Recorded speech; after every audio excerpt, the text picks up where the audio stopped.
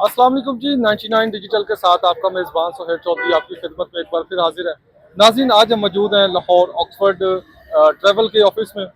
आज हम इनसे जानेंगे यहाँ पर अरशद महमूद साहब जो जनाब बड़े फेमस हैं, आपको फेसबुक, यूट्यूब, टिकटॉक हर जगह पर आपको नज़र आ रही हैं। हम इनसे जानेंगे इनका काम एक नंबर है या दो नंबर है, क्योंकि धोखा भी हो रहा है आजकल और लोग बाहर भी जा रहे हैं। तो हमने इनसे जानना है कि इनके काम में और दूसरे कंसल्टेंट्स के काम में क्या फ़र्क है, और कुछ हमारे नाज़रीन के मुख्तलिफ सवालात भी थे, उस हवाले से भी हम इनसे आज जवाब जानेंगे। आइए हमारे साथ, और हम आपको यहाँ पर जो है वो लाइव नाज़र दिखाते हैं। कैमरामैन आपको दिखाएगा यहाँ पर इनके जो ऑफिस की सूरत हाल है, उस पर हम बात इनसे करेंगे मज़ीद। जैसा कि मेरा कैमरामैन आपको दिखा सकता है, यहाँ पर इनके पास जो है वो रश भी है और इनके पास जो कस्टमर्स मौजूद हैं, इनसे भी हम कोशिश करेंगे कि इनसे हम जानेंगे कि जो अरशद साहब का काम है वो कैसे कर रहे हैं। अस्सलाम वालेकुम सर। सुहेल साहब, आपकी मोहब्बत का शुक्रिया। आप चक्कर लगा लेते हैं कभी कभी। तो अरशद साहब, मैं जानना चाहूँगा, यहाँ पर बड़ा रश है, लोगों का आना जाना भी लगा हुआ है। मुझे तो ये ऑफिस कम और कोई मेला ज़्यादा लग रहा है, तो क्या रीज़न है? सर देखें, हम बातें जो करते हैं वो सच्ची होती हैं, जो लोगों के दिलों में उतरती हैं ना। हमने सुबह भी मैं एक स्टोरी लगाई है, सिर्फ क्लाइंट के अकाउंट में 7 लाख रुपए थे तो उसका डेनमार्क का वीजा लगा है ना। मैं जबानी बातें नहीं कर रहा। ये 3 दिनों बाद इंशाल्लाह स्टोरी भी मेरी अपलोड होगी। तो मैं जब बार बार लोगों को कह रहा हूँ कि भाई जब आप वैसे आपको वैसे वीजे दे रही हैं तो आप क्यों एजेंटों के चक्कर में पड़े हो ना। खुदारा हमारे पास इतने ज्यादा केसेस आ रहे हैं। मेरे साथ 50 लाख का फ्रॉड हो गया, 40 लाख का फ्रॉड हो गया। वो भाई आप क्यों देते हैं पैसे लोगों को, बताएं। जब एम्बेसी आपको वैसे वीजा दे रही है, जब एक इज्जत के साथ वीजे लग रहे हैं, तो आप क्यों डंकियों का मुंह करते हैं? आप एजेंटों को क्यों पैसे देते हैं और बाद में कहते हैं हमारे साथ फ्रॉड हो गया? देखिए, यकीन जाने कितनी स्टोरीज हैं। एक दो केसेस तो मेरे ऐसे भी गुजरे हैं जिसमें मैंने यकीन जाने सुहेल साहब बैंक स्टेटमेंट भी नहीं लगाई थी, उनके एप्लीकेंट के वीजे लगे ना। सर, बैंक स्टेटमेंट के बगैर कैसे मुमकिन है? थोड़ा सा ये देखें, पर्पज ऑफ विजिट ठीक हो तो वीजे मिल जाते। जाने का मकसद तो हो ना, किस मकसद के लिए। हमने क्लाइंट की कॉन्फ्रेंस बुक की, उसने कहा यार मेरा नहीं स्टेटमेंट नहीं है, हमने ऐसे भेज दिया केस ना। एनटीएन भी उसका पता नहीं बना हुआ था या नहीं बना हुआ था। मेरी तमाम लोगों से रिक्वेस्ट है, खुदारा एजेंटों को मत पैसे दें। आपके वीजे लग रहे हैं, मैं आपको रोजाना वीजे दिखा रहा हूं। मैंने इतनी बड़ी आपको शहादत दी है, 3500 वीजे दिखा के देखो एक साल में मेरे क्यों लगे हैं। वो भाई, एविएशन इंडस्ट्री चल रही है, जहाज भी चल रहे हैं, लोग भी जा रहे हैं, लेकिन वो लोग जा रहे हैं जो एजेंटों को पैसे नहीं दे रहे, जो अपने अकाउंटों में रख रहे हैं ना। एजेंट आपके पैसे खा के दुनिया घूम रहे हैं और आप यहाँ जलील हो रहे हैं। जिस तरह एक पीर साहब लैंड क्रूजर पे आ जाता है और मुरीदीन बेचारे साइकिल पे आ जाते हैं ना, सेम क्राइटेरिया है। अगर वीजे ना लग रहे होते तो ये वीजे ना लग रहे तो जहाज कभी भी नहीं चलते ना। और अभी भी मेरे मोबाइल में खोले, यकीन जाने सुबह वीजा लगा, सिर्फ 7 लाख अकाउंट में था, सिर्फ 7 लाख। हम लोगों को कहते हैं कि यार 30-35 लाख रखो, ज्यादा से ज्यादा रखो ना। और देखे 7 लाख पे जब एम्बेसियां वीजे दे रही हैं तो आप डंकियों का मुंह क्यों कर रहे हैं? आप गैर कानूनी तरीके से क्यों जा रहे हैं ना। मैं देख रहा हूँ यहाँ पर, जैसे हमारा कैमरामैन दिखा सकता है, ये कुछ फाइल्स पड़ी हैं और ये ठीक ठाक मोटी फाइल है। डिफरेंट वीजे जो लोगों के लगे थे ना, उनकी कॉपीज पड़ी है ना। अच्छा, खोलो तो ये वीजे ही वीजे है ना। ये तो फिर और लेकिन मैंने ऐसे नहीं दिखाया लोगों को, मैंने क्लाइंट को साथ बिठाया, मैंने कहा तू बता भाई वीजे लग रहे हैं या नहीं लग। उसने खुद कहा यार हमारा लग गया, हमारा लग गया, हमारा लग। और उसमें ऐसे लोग भी थे जिनका 5 लाख, 7 लाख, 7 लाख पे तो कई वीजे लगे हैं, जापान के भी लगे हैं, यूरोप के भी लगे हैं। तो भाई जब एजेंट आपके पैसे खा जाता है, वो केस ही नहीं जमा कराता। अच्छा, हमें कल मेरा ना 2 दिन पहले यकीन जाने यूके का केस, मेरा वीजा अप्रूवल हुई, उस केस में सिर्फ 10% मुझे जान नजर आई कि यार ये वीजा लगेगा। और मैंने जब केस जमा कराया तो अल्लाह की मदद ऐसे आई कि वो वीजा लग गया, जो मुझे भी उम्मीद नहीं थी। तो मेरी एजेंटों से रिक्वेस्ट है, भाईजान क्लाइंट से पैसे जरूर ले लेंगे, उनका केस तो जमा कराए ना। अगर एजेंट भी लोगों के केस जमा कराएंगे तो वीजे लगेंगे, क्योंकि एम्बेसी तो दे रही है वीजे। एजेंट पता क्या फीस एम्बेसी की खा जाता है, वो जो 55,000 यूएसए की फीस है या जो यूके की 56,000 फीस है, जब वो फीस ही लोग खा जाएंगे तो आप जब अंदर केस जमा नहीं कराएंगे तो वीजे कैसे लगेंगे ना। अच्छा सर, मुझे ये बताएं, हमारी क्लाइंट का सवाल था कि उनके बेटे ने जाना है विजिट के लिए और उनके पास बेटे की स्टेटमेंट नहीं है, वालिद के नाम पर स्टेटमेंट है, तो क्या वो वालिद की स्टेटमेंट एलिजिबल हो सकेगी?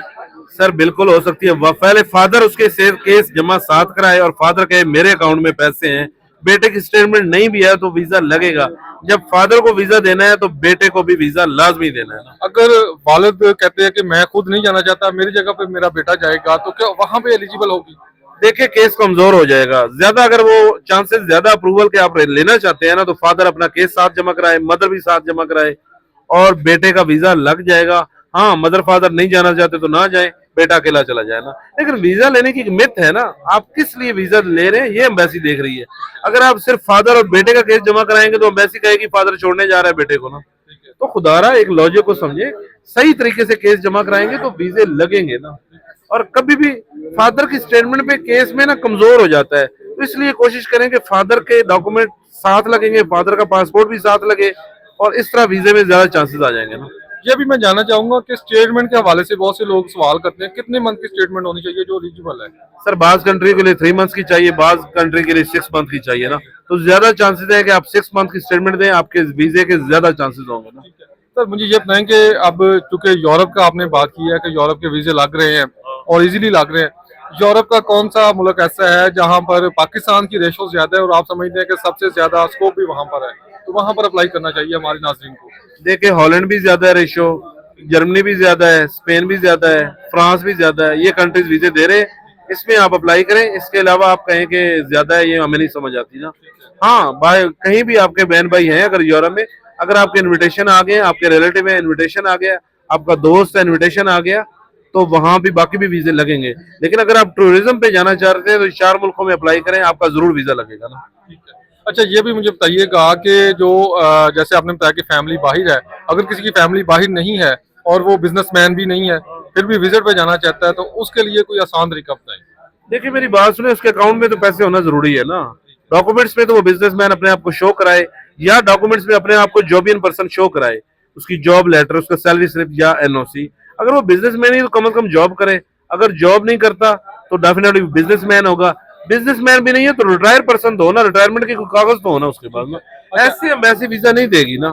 हाँ, अगर वो कॉन्फिडेंस ज्यादा है तो वो यूएस से एम्बेसी में चला जाए, वो सिर्फ वो आपको पता है इंटरव्यू लेते हैं, 55,500 उसकी फीस है। अगर वो एम्बेसी को सेटिस्फाई कर लिया उसने तो यूएसए का वीजा उसका लग सकता है ना।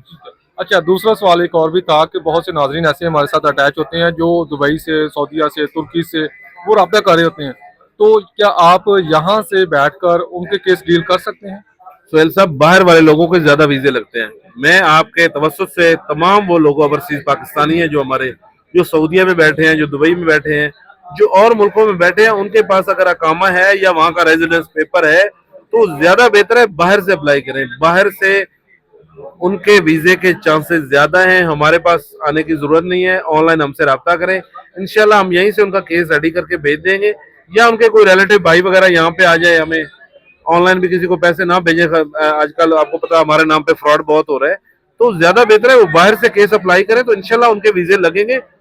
वो जो लोग दुबई में बैठे हैं, जो लोग सऊदीया में बैठे हैं, जो बाकी कंट्रियों में बैठे हैं, जापान में, वो वहां से ज्यादा वीजा रेशियो है, वो वहां से अप्लाई करें तो ज्यादा अच्छा चांसेस है ना। ठीक है जी, बहुत शुक्रिया जी। नाजरीन बिल्कुल जैसे इनकी आपने बात पूरी गुफ्तगू सुनी, इसमें सबसे बड़ा जो इनका एक ही मोटिव होता है कि डॉक्यूमेंट्स और पैसा आपने अपने अकाउंट में रखना है। अपने अकाउंटों में पैसा रखें। मैं बार बार एक ही मेरा स्लोगन बने, मिथ बने, मैं कहता हूँ किसी को मत पैसा दें, अपने अकाउंटों में पैसा रखें, हमें भी पैसा मत दें, खुद अप्लाई करें, फिर भी आपके वीजे लगेंगे। जो आप एजेंटों को पैसा दे रहे हैं वो ना दें, अपने अकाउंटों में रखें। रोजाना मेरे पास फ्रॉड की आ रहे हैं लोग बेचारे, वो कहते हैं जी ना फ्रॉड। अभी बच्चा आया हुआ था वो आपके सामने 20 लाख कहता जी इटली के लिए किसी को दिया तो फ्रॉड हो रहे हैं ना। तो आप अपने अकाउंटों में पैसा रहे, आप इजी रहे, आपका पैसा भी सेव है, इंशाल्लाह आप दुनिया भी घूमेंगे ना।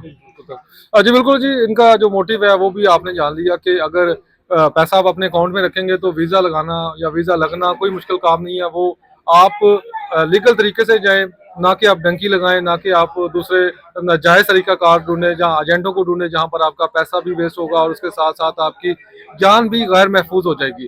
तो लिहाजा इस इंफॉर्मेशन वीडियो का मकसद हमारा सिर्फ यही होता है कि आपको मुकम्मल अवेयर किया जा सके, आपकी ज़िंदगी और आपका पैसा और पाकिस्तान की इज्जत जो है वो सबसे पहले है। लिहाजा कोई भी फैसला करने से पहले इस वीडियो को लाजमी देखें और अपने लिए बेहतर फैसला करें। इसी के साथ अपने मेज़बान सोहेल चौधरी को दे इजाज़त और देखते रहें 99 न्यूज़।